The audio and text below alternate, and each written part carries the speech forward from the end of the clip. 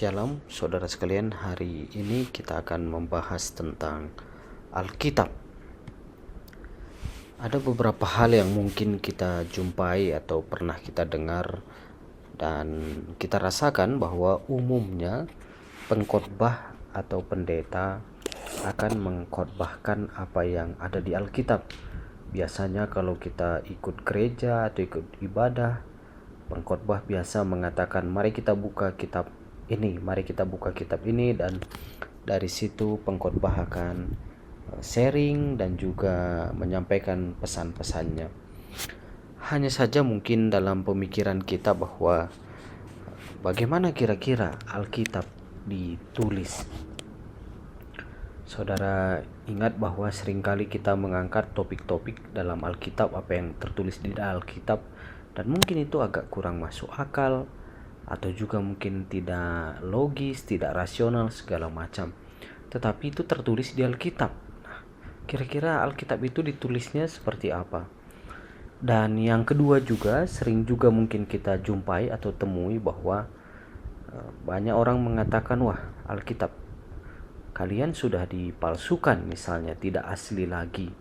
Apakah benar seperti itu? Apakah Alkitab yang kita pegang sekarang dari kitab Kejadian sampai kitab Wahyu adalah Alkitab yang sudah dipalsukan atau sudah diubah isinya?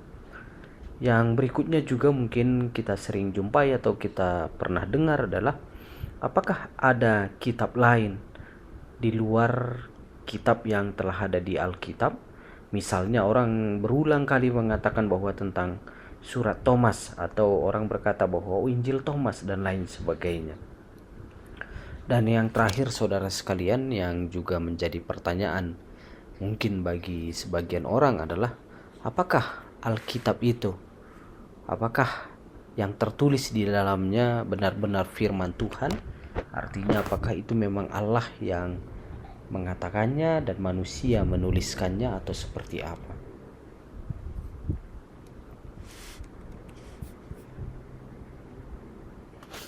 Nah, mari kita lihat saudara sekalian.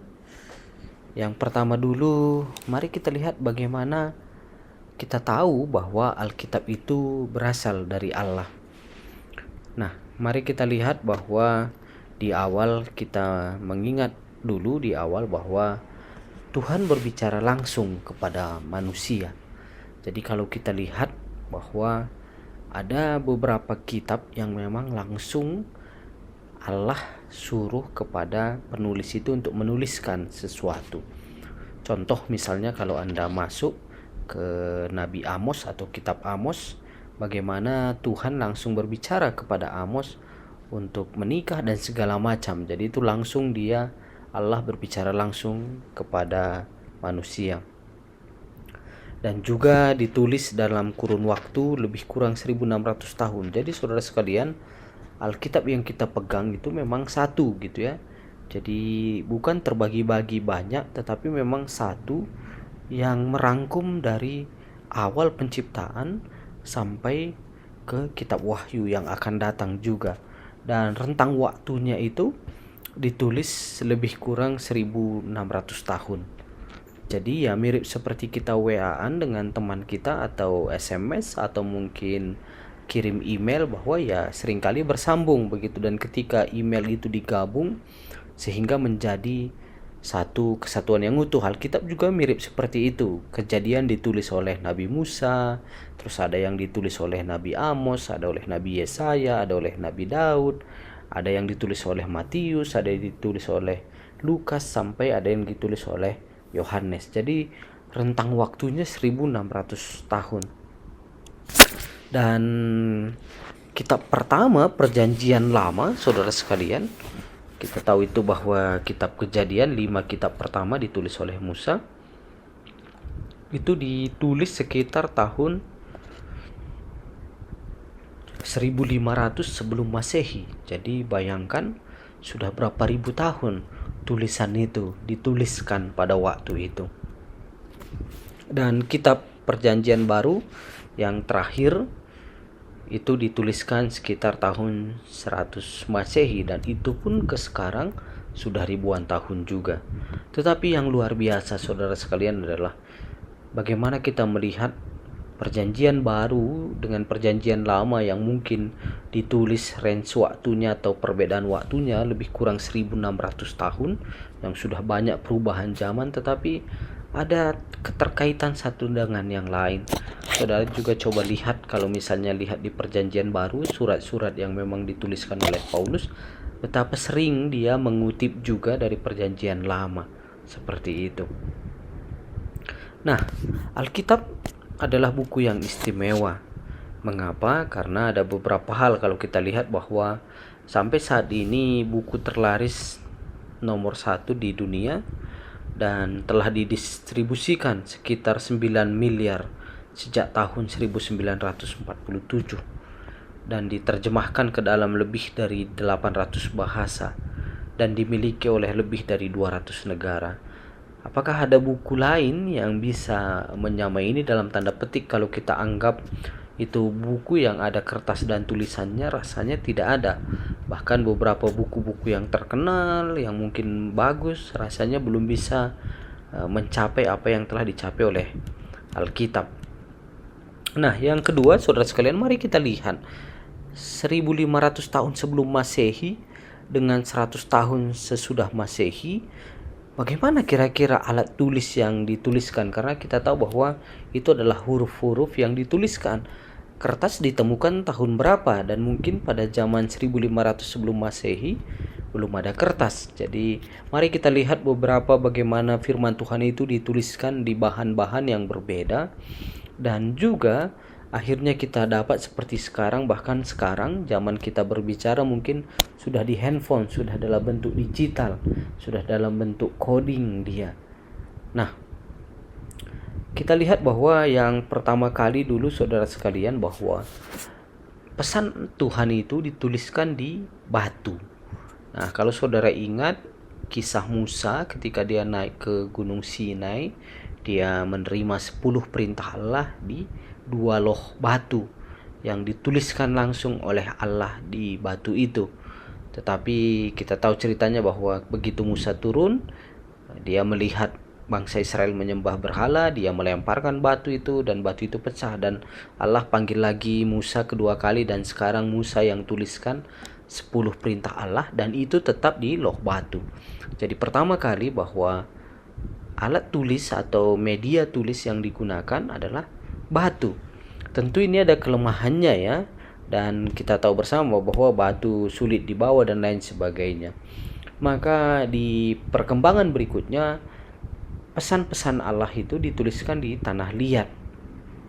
Lebih mudah dibentuk, lebih ringan, tetapi kelemahannya juga ada, yaitu dia gampang pecah dan lain sebagainya. Maka berkembang lagi, saudara sekalian. Sekarang medianya adalah papirus. Ini sejenis tumbuh-tumbuhan, tanam-tanaman, dan mereka menuliskan di sana. Kalau dari segi berat, ya jauh lebih ringan daripada dua sebelumnya. Tetapi juga ada kelemahannya, yaitu bagaimana gampang rusak atau berjamur dan lain sebagainya. Tetapi mari kita melihat bahwa pesan Allah itu tetap dituliskan. Meskipun zamannya sudah berubah dari loh batu mungkin, pindah ke tanah liat yang mungkin waktu itu lebih lazim, pindah lagi ke papirus. Yang paling populer, saudara sekalian, adalah berikutnya di kulit. Jadi bagaimana tulisan itu atau pesan-pesan Tuhan atau kita sebut dengan Alkitab itu dituliskan di kulit-kulit binatang. Nah, kembali lagi pertanyaan yang tadi adalah, apakah Alkitab berasal dari Allah, saudara sekalian? Nah, mari kita lihat beberapa fakta menakjubkan tentang Alkitab. Yang pertama adalah Alkitab sudah ditulis lebih kurang 1600 tahun yang lalu. Dan saudara sekalian, penulis Alkitab yang memang Tuhan ilhamkan untuk menulis Alkitab itu ada lebih kurang 40 orang penulis. Dan mereka ini dengan profesi yang berbeda-beda. Ada yang terpelajar, ada yang tidak. Dan juga mereka dari usia yang berbeda menuliskannya.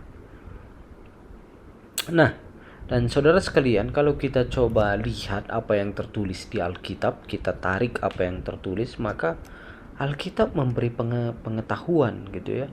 Kalau saudara ingat tentang air bah, pada waktu itu belum ada pernah terjadi banjir, dan kalau dikaji secara teologis katanya pada waktu itu air belum turun dari langit, artinya belum ada hujan, tetapi air berasal dari bawah tanah naik ke atas. Maka masyarakat pada waktu itu tidak mengenal hujan, tidak mengenal banjir, dan mereka juga tidak tahu tentang kapal gitu ya. Jadi maka kalau saudara lihat ketika pesan Allah datang kepada Nuh, Allah yang berikan ukuran-ukurannya secara persis gitu. Jadi Allah bilang bahwa buat sekian hasta panjangnya, lebarnya, dan segala macam, bahkan sampai desainnya Allah yang berikan secara detail.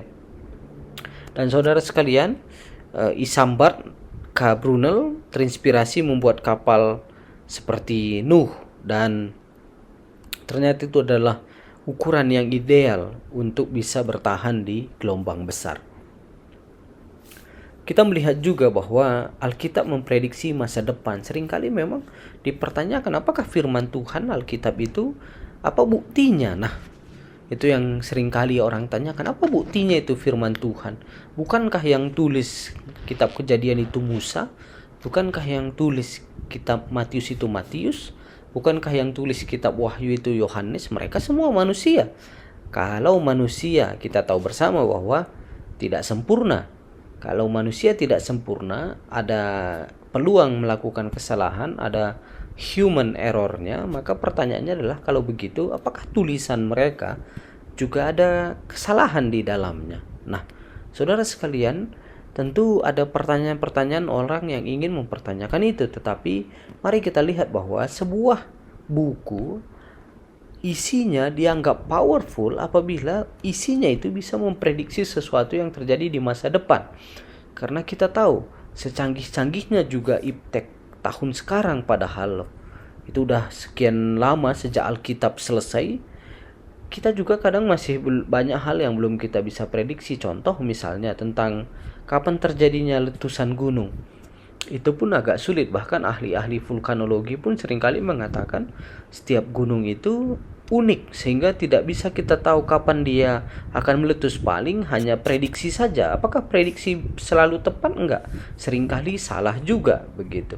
Jadi berdasarkan ilmu pengetahuan saja pun seringkali prediksi itu tidak akurat begitu. Bagaimana dengan firman Tuhan? Kalau ternyata Alkitab itu bisa memprediksi sesuatu yang jadi di beberapa waktu kemudian dan terjadi dengan persis, maka pastilah itu bukan hasil manusia, karena manusia tidak mungkin bisa memprediksi 5 tahun mendatang. Siapa yang bisa prediksi?